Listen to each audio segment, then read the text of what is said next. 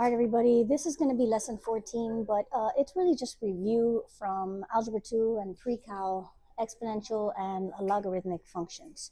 All right, so if you recall, solving for x without a calculator when you have an exponential equation like what you see here in number 1, what we want to do is try to get this 8 here as a common base on both sides. So we see base of 2, and so what we're going to do is just put 2 to the power of x plus 1 equals 2 to the power of 3. And now we have that common base. So using that one-to-one property, we can eliminate the base, and we end up with x plus 1, which is equals to 3. Okay, isolating x now, we'll do minus 1 on both sides, and we end up with x is equals to 2. All right, in the example over here on the right, number 2, we can do the same thing. This 3 can move up to the top, which basically means I'll rewrite this as 3 to the power of 2x minus 3 is equals to 3 to the power of negative 1. And then from there, we'll just get rid of that common base. And so what we end up getting there is 2x minus 3 is equals to negative 1. Alrighty, so isolating x is 2x is equals 2. We'll add 3 to both sides. So negative 1 plus 3 is 2. And then if we divide by 2, we end up with x is equals to positive 1. All right, let's take a look at a couple other examples. We'll leave this one out because you just saw what we do with that 49. Just move it to the top.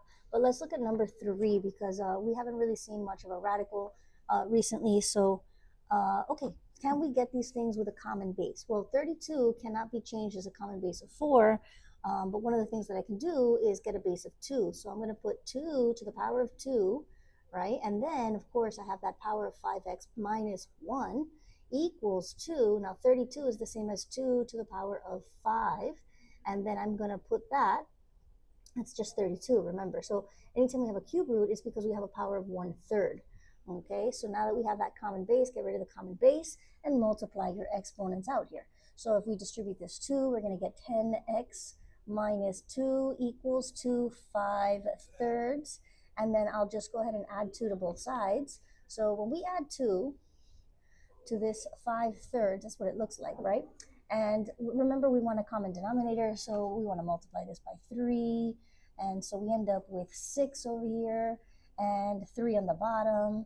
Okay, so 5 plus 6 is 11 over 3, and then now when we divide by 10, we're just going to put the 10 down here, and so we end up with x is equals to 11 over 30. Okay, so that's how we can get to our answers without a calculator, of course. All right, let's keep going. Let's take a look at number 5.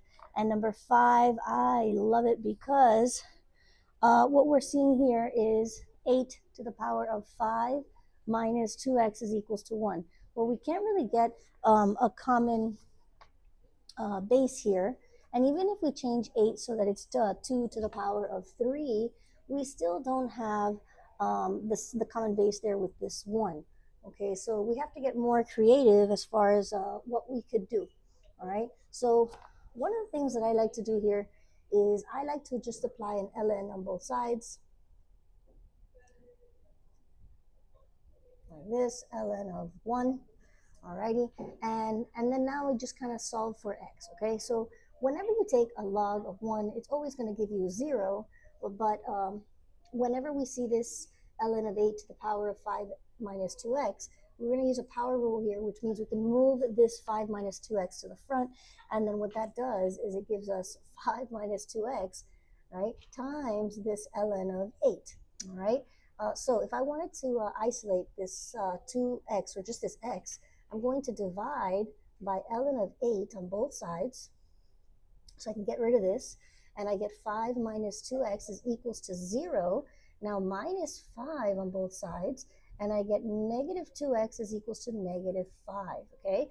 Dividing now by negative 2, and of course we get that x is equals to 5/2. All right, so that's how this works here, and this is just a review from Algebra 2 and Pre-Cal. All right, so let's get more into those logarithmic equations, all right? If we had to solve logarithms, we're looking for an exponent basically, right? And so I like to go ahead and say, hey, all logs are equals to y, and rewrite it in exponential form.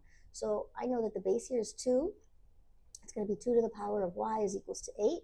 This is the logarithmic form, and this is the exponential form. So you can always convert from one form to the other. And then now, of course, we know that 8 can be changed so that it's 2 to the power of 3. And then the 2's cancel out. And then you can see there that we get just y is equals to 3, which basically means that log base 2 of 8 is equals to 3 right there, okay? All right, I'm going to do the same thing here with number 2, except I can move this 25 to the top, right? Remember, this is equals to y. So I'm going to say 5 to the power of y is equals to 25 to the power of -1. And if I know that 25 is the same as 5 squared, well, when I put that -1 there on the outside for the power, I can go ahead and get rid of that common base, and then I get y is equals to -2.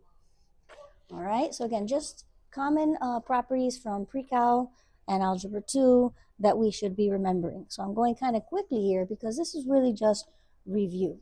All right, let's take a look at number 3, square root of 2 here. Well, remember that square root is really power of 1/2. So when I say 8 to the power of y is equals to 2, I want to remember that it's 2 to the power of 1/2.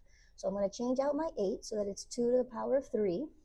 I got a y there, and then 2 to the power of 1/2. So get rid of that common base. 3y equals to 1/2. And now just divide both sides by 3, which means 3 goes down here, and we end up with y equals 1/6. Alrighty. Okay, let's look at the next one here. We got 5 log base 6 of 1. Well, here's the thing. Any log of 1, just like you saw me do earlier, log ln of 1, any log of 1 is always going to be 0. And so when I say 5 times log base 6 of 1, it's just 0 times 5. And of course, we know that that's just going to be 0. Okay, so don't let that trick you. Who cares how nasty it is? Any log of 1 is always going to be 0. I'm going to get rid of this one. Let's look at number 6. Alrighty. So for number 6, we have a log of 100. And if you notice, there's no number here, right? And that just means that it's a common log, which means that that number really is 10. Okay, so what we're looking at really is log base 10 of 100. So if I say that that's equals to y, I'm just going to do 10 to the power of y is equals to 100. And then, 100, of course, is the same as 10 squared, right? And so when we get rid of that here, we get y is equals to 2. Now, you might be thinking, oh my gosh, she's going a long way around this because why didn't she just rewrite this property as saying log base 10 of 10 squared and go, right? 1 times 2 is 2. Well, because I haven't really talked about the properties yet. So let's talk about these properties, okay? Why was I able to just eliminate that and get 2 right off the bat? So there are some properties here. Okay, I'm going to skip out on these. Let's look at these properties. If you see ln of e, it's always going to give you 1. If you see ln of 1, it's always going to give you 0. And so you just saw that property right here with the log of 1, always going to give you 0. Okay, and then not just ln of e is 1, but log of 10 is also going to give us 1. And the reason for that is, because there's an imaginary 10 down there. So what happens here is log base 10 of 10, it's one of those like identity properties almost, and it's going to give us 1, okay? Okay, what else do we have? On the bottom here, these properties, e to the power of ln of x. Well, what happens with e and ln, always going to give us 1, and so 1 times x is just x, right? And so you can see here, it's like 1 times 3 is 3.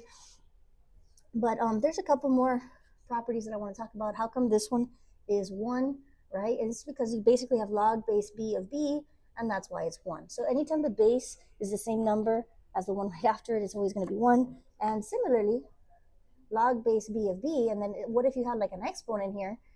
Well, that would just give you whatever x is, okay? So let's keep that in mind. All right, so just a couple of properties here. Let's see if we can put them into action after we talk about some more properties. There's expanding properties and condensing properties with logarithms. Whenever you have ln or log of some sort of multiplication, right? Multiplication tends to go with addition. So we can go ahead and break that down by expanding this and adding them together. If you see division of logs, we can expand this by subtracting ln of a minus ln of b, or log a minus log b. And then if you see like ln of a to some power, or even log a to some power. Something called a power rule, where you just slide that power over to the front, and then that's what we see here. And we kind of actually saw this earlier with the one that gave us the 5 log base 6 of 1, right? That was technically a power here, right? And then we just kind of moved it over here. But that's basically what we're looking at, okay? So that's just a power rule right there, and that's what we're seeing. All right, so let's take a look at some examples so we can put these properties into action, okay? Log 25 plus log of 4. This is already expanded. It's 2 logarithms. I'm going to put them together. So this will be log of 25 times 4, okay? Because addition goes with multiplication. And I know that log of 25 times 4 is just log of 100, right? Now keep in mind that there's no base here, which basically means it's just base 10. And then 100 is 10 squared. So if I wanted to use one of those properties, I know that that's going to give me 1. And 1 times 2 is just 2. Okay, let's look at the next one. ln of e to the power of 4. Well, we know ln of e is always 1. And so 1 times 4 is 4. Okay, so that's how this works. Okay, let's look at here. We have log base 2 of 40 minus log base 2 of 5, subtraction. And subtraction tends to go with division. So we're going to go and condense this so that it's log base 2 of 40 over 5. Okay, now we know that 40 over 5 should be 8. So this gives us log base 2 of 8. And then we know that 8 can be changed to 2 to the power of 3. So I'm going to write log base 2 of 2 to the power of 3. And all I did there was just change out my 8 in exponential form there. So that now if I eliminate this log base 2 of 2, all I'm left with is 3. Okay, ln of 1. You remember ln of 1, that should always be 0, right? And 0 times 9 is just going to give us 0. Okay, so properties are the way to go. It's obviously much faster. Okay, all right, let's take a look at 2 more. I think we can skip out on number 6 here. Let's look at number 5. And so we had log 10, and then we have this power of 35. So we have to compute this. Well, remember that the base here is 10. And so whoop, we get rid of that. It's 1 times 35. And just like that, we find out that our answer here is 35. Okay, so all this is done without a calculator. And so it really shouldn't be too bad to work out. Okay. All right, so let's see. I mean, I can come up with a lot of questions. I think you guys get the idea. Let's skip number 8. Let's look at number 7. ln of 1 over e squared. I'm going to move this e to the top. So it's ln of e squared. And because I just moved it, doesn't that become a power of -1, right? And so what happens is the ln and e, we know that that's going to give us 1, but the only thing left is the exponents there. So we end up with a -2. Okay? All right, hope that makes sense. So now what I want to do is I want to go into solving the logarithmic equations and exponential equations. So putting all that together to solve equations, right? So far what we've been doing is really just simplifying expressions. So if we're going to solve equations, we're going to condense and then also use properties, okay? All right, so I see plus here, and I see 2 logs of base 4, which means those 2 things get multiplied. So it's log base 4 of x times x plus 12, and this is going to equal to 3. Oh, and I almost forgot. One of the most important things when you're solving these equations is you always want to check your answers, okay? Because it is possible to get like an extraneous solution, so we always want to check them, all right? Okay, so once I see this, I want to change it into exponential form, which means I'm going to get 4 to the power of 3 is equals to this x times x plus 12. All right, let's distribute that x, and let's see. 4 squared is 16, but 4 cubed should be 64. And we get x times x, that's x squared. X times 12, that's 12x. Alrighty, let's get this 64 onto the other side. So we get 0 equals x squared plus 12x minus 64. And now I want to try to factor this out, right? Okay, so what are some factors of 64 that add up to 12? I'm sorry, to negative 64 that add up to 12, right? So that we're looking for a product of negative 64 and a sum of 12, right? So I know that 16 and 4 will give me 64, right? But Yes, 16 and 4 will give me 64, but one of those has to be negative, right? So I'm going to try to put 16 and negative 4. If I multiply them together, I'm going to get negative 64. And then if I do 16 minus 4, I'll get positive 12. So this is a good combination here. And that means that my factors will be x plus 16 and x minus 4. And that's all equals to 0. Well, my two solutions then turn out to be x equals negative 16 and also x equals to 4. So let's check them and let's see which one is correct and which one's not going to be correct, okay? So when I do this check, I want to always check it into the original equation, okay? So I'm just going to do a quick check, all right? All right, let's see. I'm going to start with negative 16, all right? So when I check with negative 16, we get log base 4 of negative 16 plus log base 4 of, well, negative 16 plus 12 should be negative 4. And that's supposed to equal to 3. Now, before you put any properties into place, you should know that you can never, ever, ever take the log of a negative number. Okay, that's undefined. So there is no property that you can do with undefined logs. Okay, so this one here does not check out. Okay, just put a big X through it. This is no good. All right, let's look at x equals 4. I'm going to check that one next. So I'm going to do it down here. This is log base 4 of 4. Plus log base 4 of 4 plus 12, well, that's going to be 16, right? And this is supposed to equal to 3. Well, we know that log base 4 of 4, remember that we said that's 1, right? Log base 4 of 16. If I change the way this is written, I can write it so that it's log base 4 of 4 squared, and I know that that's just going to give me 1 times 2, so 2. And so what's 1 plus 2? Is it 3? Yeah, right? Okay, good. So you know what that means? We just got one solution out of this.